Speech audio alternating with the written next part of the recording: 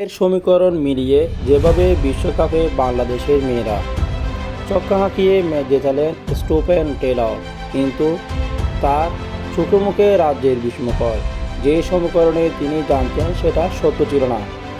11 ওভারে ম্যাচ জিতলেও বিশ্বকাপে বাংলাদেশকে টপকে জায়গায় করে নেবে ওয়েস্ট ইন্ডিজ, সেটাই সত্য। তবে এখানে ছিল জটিলতা। কেমন জটিলতা, সেটার উত্তর খুঁজে নেওয়া যাক আইসিসির অফিসিয়াল ওয়েবসাইট থেকে। থাইল্যান্ড নারী দলের ইনিংস শেষের পর আইসিসি ওয়েবসাইট থেকে জানানো হয় 167 রানের টার্গেট 10 ওভার 1 বলে স্পর্শ করলে ওয়েস্ট ইন্ডিজ যাবে বিশ্বকাপে। তবে সেটা 11 ওভারেও নেওয়া সম্ভব। সেজন্য শুরুতে 166 রান করতে হতো তাদের। এরপর ছক্কা হাঁকিয়ে 172 রান করতে পারলে 11 ওভারে ম্যাচ জিতল বাংলাদেশকে চাপিয়েছে যাবে বিশ্বকাপে। ম্যাচের গল্পে যাওয়ার আগে কৃতিত্ব দিতে হয় থাইল্যান্ডের ব্যাটার নেটওয়ান টেকমাকে। তার 150-তে ভর করে ওয়েস্ট ইন্ডিজ নারীদের বিপক্ষে থাইল্যান্ডের স্কোর হয়েছিল 166। থাইল্যান্ডের ইনিংস অবশ্যই শেষ করতে পারত আরও অনেক আগে। ওয়েস্ট ইন্ডিজের নারীদের দুর্দান্ত বোলিংয়ে একসময় 85 রানের সাথে পেট হারায় থাইল্যান্ড।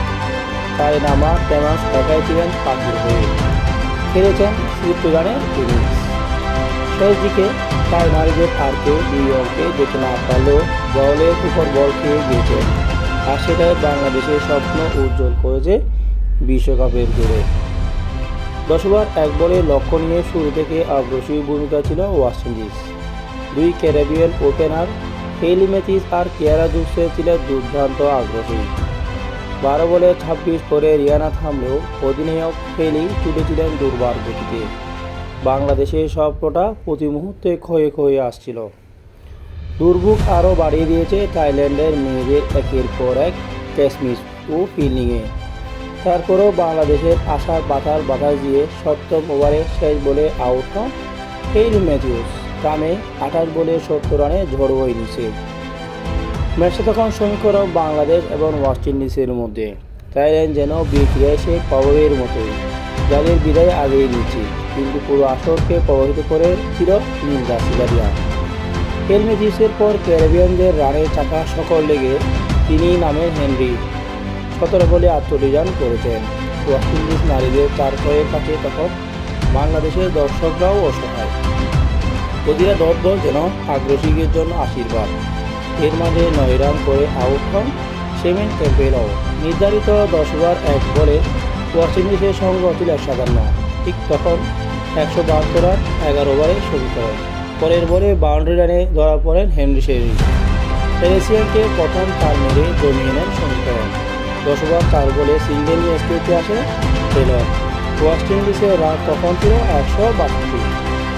এই সময় 10 ওভার 5 তথা 11তম ওভারে পঞ্চম বলে 1 চারে 166। পরের বলে ছক্কা 172 রানে নিতে পারতেন বিশ্বকাপে, কিন্তু স্পিন টেলর সম্ভবত ঘুরে গিয়েছিলেন, আর সেটার জন্য আশীর্বাদ হয়ে যায় বাংলাদেশের মেয়েদের জন্য।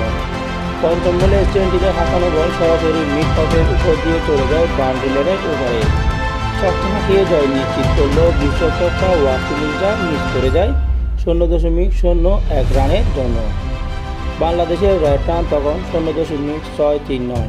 ওয়েস্ট ইন্ডিজ গিয়েছে 0.626 পর্যন্ত। আর 1 বলের সমীকরণে মিলিয়ে বাংলাদেশ টাই হল নভেম্বরে অনুষ্ঠিত বিশ্বকাপের মঞ্চে।